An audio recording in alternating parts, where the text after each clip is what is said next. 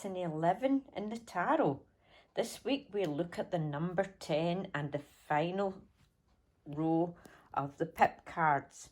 This should give you a lot of insight into your reading. If you like my channel, please subscribe. If people subscribe, I will continue to make videos on tarot, and I have a wealth of knowledge on the tarot that I could give to you. So please hit the subscribe button. It doesn't cost you anything and it really helps me a lot. Okay, so we're going to look at the rows this time from the story of the life. We look at the wands. If you look at the wands, as I said, the Ace of Wands starts a new business. He joins in a business partnership. He has a lot of good luck. He has a shift to bigger premises. He has a lot of exciting challenges, a victory over orders. He's stubborn and stands his ground. He moves on very, very swiftly. He has a lot of self-confidence. But at the end of the day, this self-confidence just gives him the burden of having all that weight on his shoulders. Okay, now we move on to the Cups. Mrs. Cups, she fell in love, she got married, she had her child, she got bored, she ended her relationship, she went back to her relationship, she fell in love, her future was brighter, she got everything she wished for, and now she's very content with her happy family. Mr. Swords.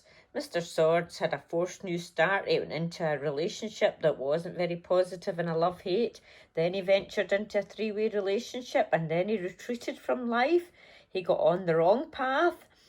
He travelled with like-minded people. What he thought was a disaster turned to his advantage. And what went around came around. He had low self-esteem and he got to the stage where he was ruined. He was at the rock bottom of his life. Now we go on to Miss Cups. Miss Cups was a windfall, born with a silver spoon in her mouth, juggling different things. She learned to use her skills and talents. She had money in the bank and then she invested wrongly and lost it all. Someone invested in her. Things were going on behind the scenes. She learned new skills. She prospered again, and she came on to have inheritance. We now look at the tens as they are. We start off with the 10 of Wands, and number 10 means summing up. So when you get to the tens and the pip cards, you're summing up where you've come in life. Now remember, each card has a story that we've just gone through. So we look at the 10 of Wands and he has everything. He's built his business, but he has the burden of the weight on the shoulders. People's jobs are on his head. The industry is on his head. So it's a big burden. We look at the 10 of Cups and we look at Mrs. Cups, and she's actually got her happy family. The happy family, everything that she wanted, the right outcome for herself.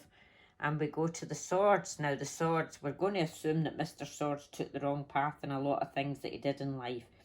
He looked at life and he ended up right down. But the only way to look at the key word for the 10 of Swords is ruin. But when you've reached rock bottom, there's only one way you can go, and that is up. So it can be a positive card at times. And then we go into the inheritance card. This is the money coming your way. This is the inheritance. It isn't always money. It can be something that you've inherited from your lifestyle or something you've inherited from your parents. But it can be always a very positive card. We're now going to look at the last time that we will do it with just the pip cards. Now, as you can see, you can get a complete in-depth reading with only virtually half the pack. Now, we start off with the personal section, which is the first row. And in the personal life, there's a bit of boredom. The path that you're on is not working, but you can rise above it. So basically, you can get out there and do what you need to do. In the home or the love life, which is the second column, we have travel or going forward in a three-way relationship and a shift there. So I feel maybe there will be a three-way relationship involved in this spread, but there will be a shift. Now, at the moment, it doesn't say whether it's positive or negative. So this would go into doing a second spread to see where that part's going. In the middle section, which is where everyday life or your career or work, we look at a windfall and money coming in and something you thought was a disaster turned to your advantage.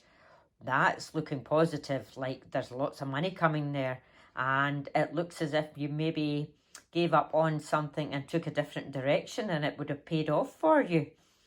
Now we look at the health or emotions, which is row 4.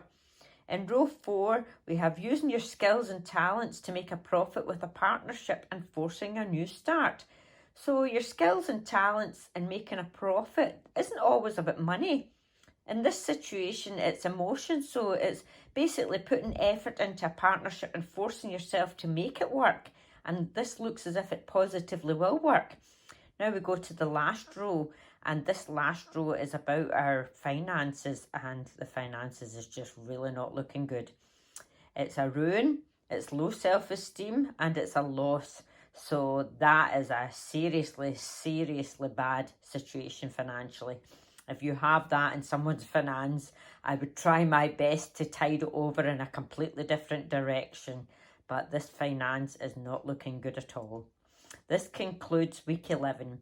And thank you for joining me. And remember, hit the subscribe button. It costs you nothing. It's hitting a button, but it makes all the difference to me. And it helps you, because through helping me with more subscribers, I will make more videos, and therefore it comes back to you to subscribe. Thank you very much for joining me.